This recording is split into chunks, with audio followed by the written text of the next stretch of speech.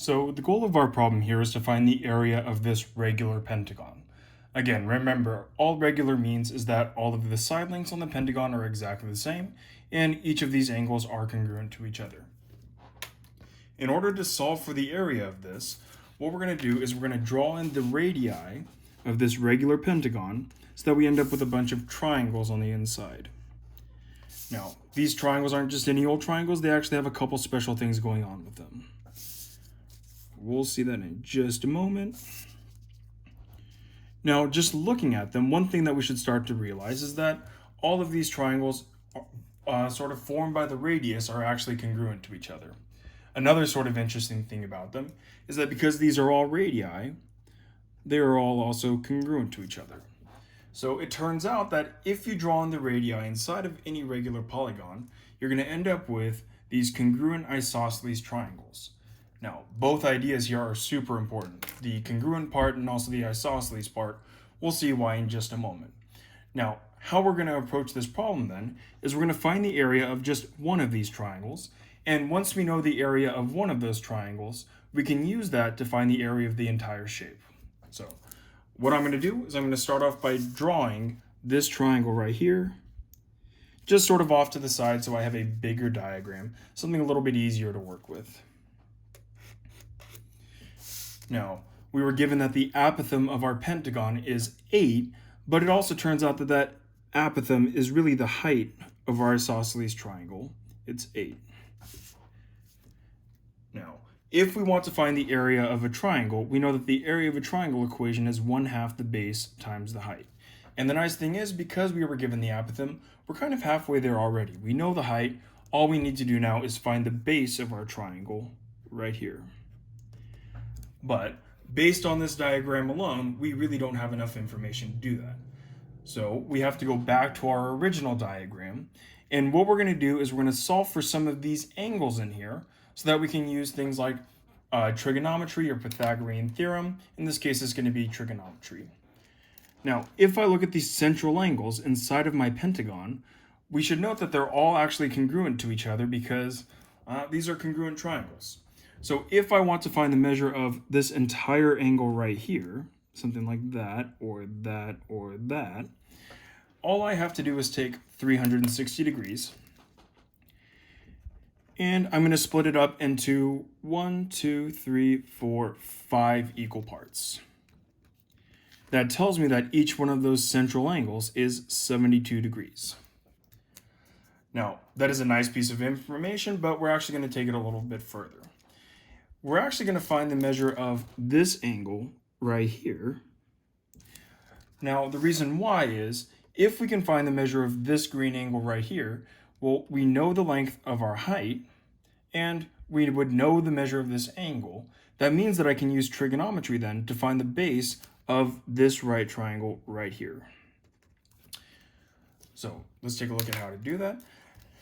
We're just going to divide by 2. And again, the reason why we can divide this 72 degrees by 2 and get that this is 36 degrees is because we have an isosceles triangle.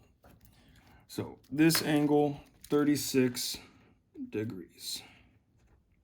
Perfect. Now, I know one angle.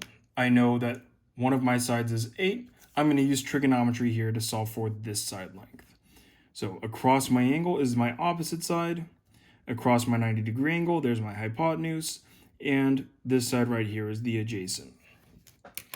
And if I look at this problem then, I want to solve for the opposite side. I have information about the adjacent. That means that we're going to be using a tangent function. So the tangent of 36 degrees is equal to your opposite side divided by your adjacent side, but we know our adjacent side is 8. And we're going to solve this from here. The tangent of 36 degrees is 0.7265 is equal to the opposite over 8. And in class, we've been doing lots of cross multiplication. You could stick with that idea if you like. All I'm going to do is turn that into a fraction by dividing by 1. Multiply opposite side times 1 is just the length of our opposite side. And 0.7265 times 8 gives me 5.81.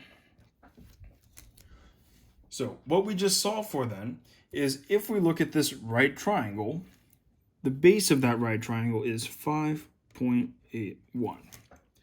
Now, no, that is not the base of our entire triangle. It is just the base of this sort of half of it. Going back to the properties of isosceles triangles, we actually know that this height bisects our base. So if this half of our base is 5.81, well, this half of the base is also 5.81. Just like that. And we can use our segment addition postulate now to say, if from here to here is 5.81, and from here to here is also 5.81, that means that the base of our entire shape is 11.62. So we have the base of our triangle. We also know its height. We can plug that into our equation now and solve for the area. The area of the triangle is going to be 1/2, our base is 11.62, times our height is 8, and that tells us that the area of our triangle is going to be 46.50.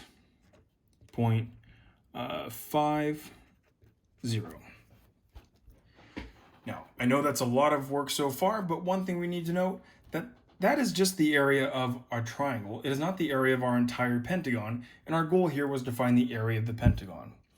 So I'm going to go back to our original problem, and now we're going to find the area of the pentagon. Now, like we said at the beginning of the video, the idea here is we can solve for the area of one of those triangles, and we can multiply it by the number of congruent triangles that there are. Overall, we have 5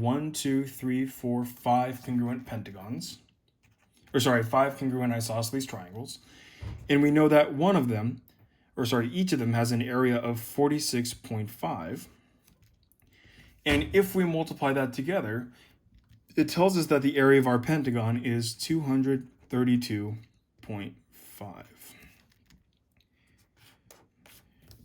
Now, one thing that you guys will have to be careful about as you go through these problems is when we solve for the pieces of the triangle. We're not always going to be given the apothem or the height of the triangle, so we're not always going to be using the tangent function. Sometimes we could be given the length of a radius, or we could be given the side length, and based on what we're given, we have to determine which trigonometric function we have to use, or in some cases, you don't even have to use trig. You might have to use something like the Pythagorean theorem.